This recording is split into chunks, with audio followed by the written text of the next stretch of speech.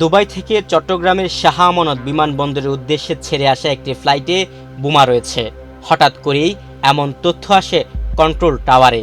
এমন হুমকি পেয়ে টাওয়ার থেকে জরুরিভাবে বিষয়টি বিমানবন্দর কর্তৃপক্ষকে অবহিত করা হয়। মুহূর্তে কর্মব্যস্ততা বেড়ে যায় বিমানবন্দরের নিরাপত্তায় থাকা সংশ্লিষ্টদের। পুরো বিমানবন্দর নিরাপত্তার চাদরে ঢেকে ফেলা হয়। বিমানটি ল্যান্ড করার পর এটিকে ঘিরে তৎপর হয় বিভিন্ন সংস্থার বিপুল সংখ্যক নিরাপত্তা কর্মী। প্রায় ৪৫ মিনিটের ঘাম ঝরানো অভিযান চালিয়ে যাত্রী ও ক্রুদের নিরাপদে সরিয়ে নেওয়ার পর উড়োজাহাজ থেকে বোমা সদৃশ্য দুটি বস্তু উদ্ধার করেন বিমান বাহিনীর বোমা ডিসপোজাল ইউনিটের সদস্যরা। পরে সেগুলো নিরাপদে নিষ্ক্রিয় করেন তারা। ওয়ালটন আবারও মিলিয়নিয়ার অফারে ওয়ালটন ফ্রিজ কিনে আপনিও হয়ে যেতে পারেন মিলিয়নিয়ার। এ সময় এয়ারক্রাফটটিকে চারপাশ থেকে ঘিরে রাখেন অন্যান্য নিরাপত্তা বাহিনীর সদস্যরা। এতক্ষণ যে বর্ণনা দেওয়া হলো সেটি বাস্তব কোনো ঘটনা নয়। তবে বাস্তবে এমন বিপদ এলে বিমান যাত্রীদের কিভাবে নিরাপদে উদ্ধার করা হবে তার মহড়া। ২৯ মে বৃহস্পতিবার চট্টগ্রামের শাহ আমানত বিমানবন্দরে চালানো এই মহড়ার নাম এয়ারপোর্ট সিকিউরিটি এক্সারসাইজ।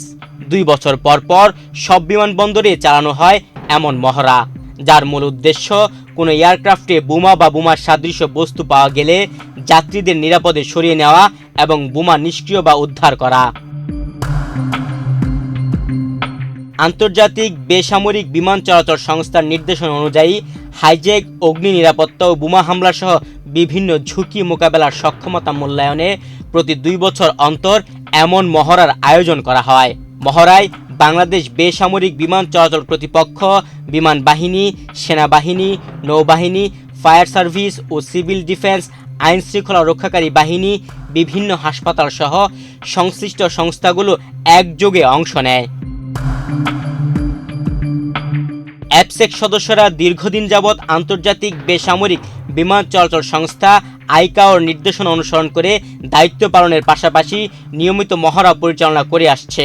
যথাযথ প্রস্তুতি ছাড়া কোনো কার্যক্রম কার্যকরভাবে সম্পন্ন করা সম্ভব নয়।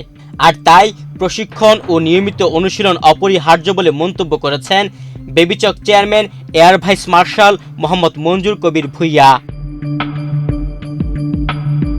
প্রধান অতিথি অংশগ্রহণকারী সংস্থাগুলোর দক্ষতা ও প্রস্তুতির প্রশংসা করেছেন। প্রত্যেকের পারফরমেন্স ছিল অত্যন্ত সন্তোষজনক। বক্তব্যের শেষে তিনি জাতীয় স্বার্থে আরও দায়িত্বশীল ও আন্তরিকভাবে কাজ করার জন্য সকলের প্রতি আহ্বান জানান। অনুষ্ঠানে আরও উপস্থিত ছিলেন বেসামরিক বিমান পরিবহন ও পর্যটন সহ মহড়ায় অংশগ্রহণকারী বিভিন্ন সংস্থার ঊর্ধ্বতন কর্মকর্তারা।